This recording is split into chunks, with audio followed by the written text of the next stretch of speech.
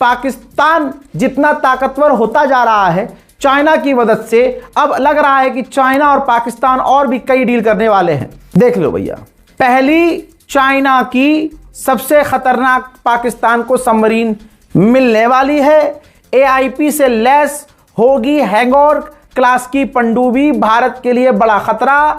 चीन ने पाकिस्तान के लिए इन पनडुब्बियों को AIP यानी एयर इंडिपेंडेंट प्रपल्स टेक्नोलॉजी के साथ बनाया है। यह तकनीक पनडुब्बियों को हफ्तों तक पानी के नीचे रखने में मदद देती है और अब ये हफ्तों तक पानी के नीचे रह सकती है। जितने मैं रोज अपडेट दे रहा हूं इंटरनेशनल प्राइम टाइम में, उसमें आपने देखा कि पाकिस्तान ज्यादा हाईलाइट हो रहा है। पाकिस्तान कभी अपनी मिसाइल टेस्ट कर रहा है, कभी डिफेंस तैनात कर रहा है, रडार तैनात कर रहा है, चाइना उसकी मदद कर रहा है।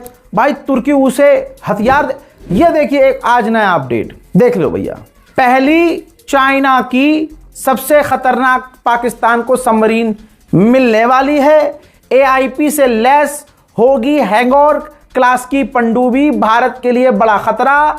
चीन ने पाकिस्तान के लिए इन पनडुब्बियों को AIP यानी एयर इंडिपेंडेंट प्रपल्स टेक्नोलॉजी के साथ बनाया है। यह तकनीक पनडुब्बियों को हफ्तों तक पानी के नीचे रखने में मदद देती है और अब ये हफ्तों तक पानी के नीचे रह सकती है। इससे पनडुब्बियों के लिए छिपकर हमला करना या लंबी लड़ाई के दौरान दुश्मन के क्षेत्र में कई दिनों तक छिपकर रहना आसान हो जाता है। और ये अब जो मिलने वाली है कुछ ही दिन के अंदर पनडुब्बी चाइना के द्वारा पाकिस्तान को, इससे पाकिस्तान की नौसेना महाशक्तिशाली होगी। भारत की नौसेना के लिए बड़ी तकलीफ वाली बात होगी, प्रॉब्लम हो जाएगी और यह बात खुद भारत के अखबारों में भी छपने वाली है। कल पाकिस्तान के प्रधानमंत्री शहबाज शरीफ चाइना का दौरा करने की तैयारी में हैं। पहले से ही पाकिस्तान के राष्ट्रपति चाइना में हैं, बड़ी बड़ी कंपनियों के CEO डायरेक्टर से मिल रहे हैं। उन्होंने पाकिस्तान के राष्ट्रपति ने चाइना के कंपनियों को इनवाइट किया है कि आप हमारे मुल्क में आइए,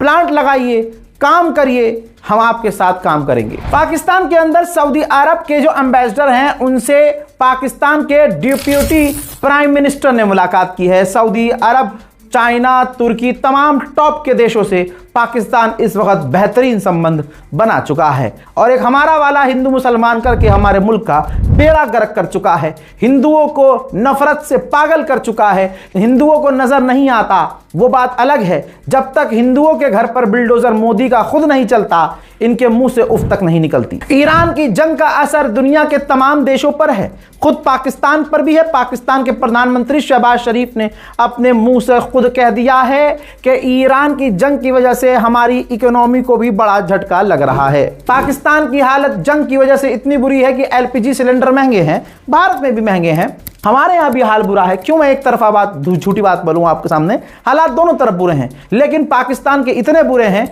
क्योंकि वहाँ के लोग सिलेंडर, एक GIF है ये देखिए जो कि दैनिक भास्कर ने शेयर किया है, पाकिस्तान में गुब्बारों के अंदर LPG भरकर खाना बना रहे हैं लोग। किल्लत की वजह से लोग ऐसा करने पर मजबूर हैं। एक्सपर्ट कह रहे हैं कि ये चलता फिरता बम जैसा है, पाकिस्तान के लोग खतरा मोल ले रहे हैं। गुलाबी सुअर तो नहीं मान सकता क्योंकि उसका बेस्ट फ्रेंड अभी शहबाज शरीफ है, लेकिन बातों ही बातों में साफ साफ चाइना ने कह दिया है। लीजिए रिपोर्ट स्क्रीन पर है कि ऑपरेशन सिंदूर के दौरान भारत ने पाकिस्तान के परमाणु ठिकानों के करीब हमला किया था, जिन हमलों को रोकने में पाकिस्तान कामयाब नहीं हुआ था। हजरत मोदी सरकार पाकिस्तान की बढ़ती ताकत को देखकर शायद अब हवा निकल रही है मोदी सरकार की। मोदी सरकार की औकात इतनी ही है कि सिर्फ भारत के अंदर मुसलमानों पर, दलितों पर और उनके खिलाफ, सरकार के खिलाफ बोलने वाले हिंदुओं पर FIR करके, क्राइम ब्रांच, ये ED,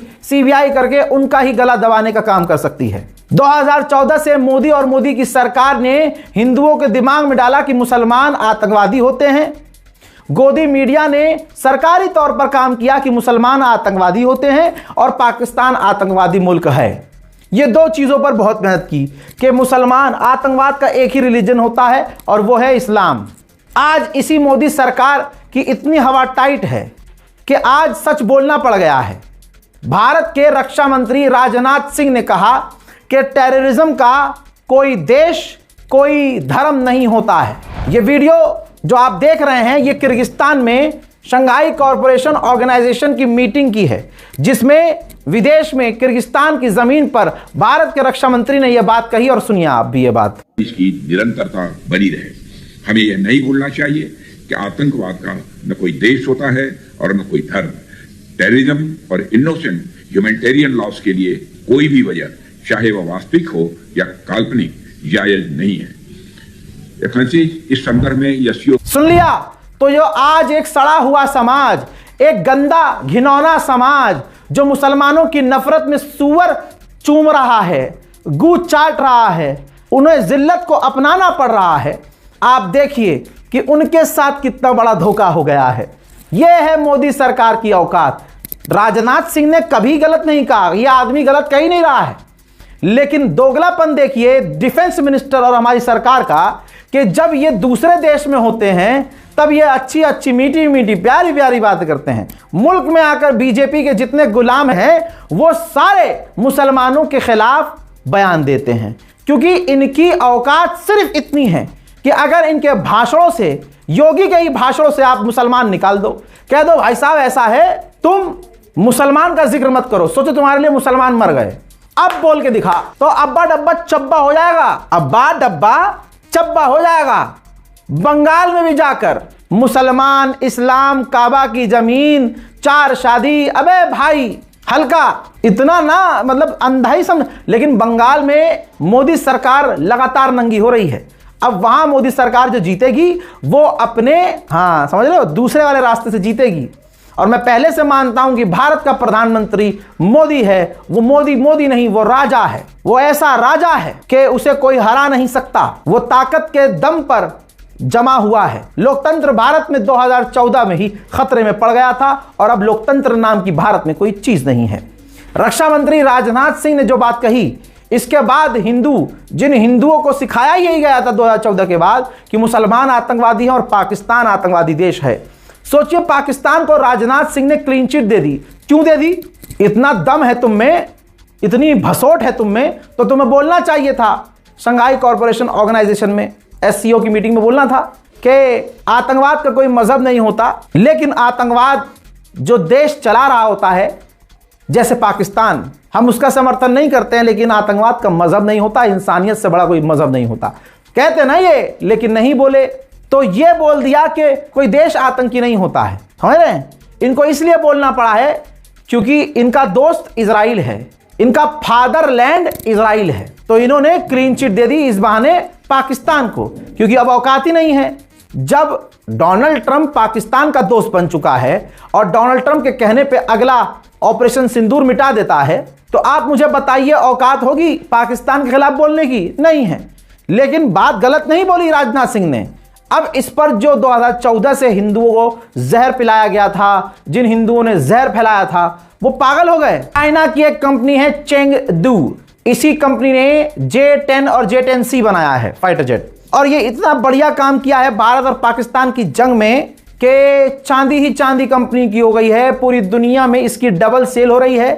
Chengdu company J-10 fighter jet advance वाला जो है वो काफी भारी मात्रा में बना रहा है, उसके पास अंधाधुंध ऑर्डर है। हमारा वाला है भाई साहब, अगर अमेरिका से फोन आ जाए तो अरे डायपर कहाँ है, हेलो नमस्ते। और पाकिस्तान की बढ़ती सैन्य दोस्ती का एक और उदाहरण सामने आया है। चीन ने पाकिस्तान को 8 नई और उन्नत हंगोर श्रेणी की सबमरीन्स देने का वादा किया था। इनमें से तीसरी सबमरीन अब पाकिस्तान को चीन ने सौंप दिया है।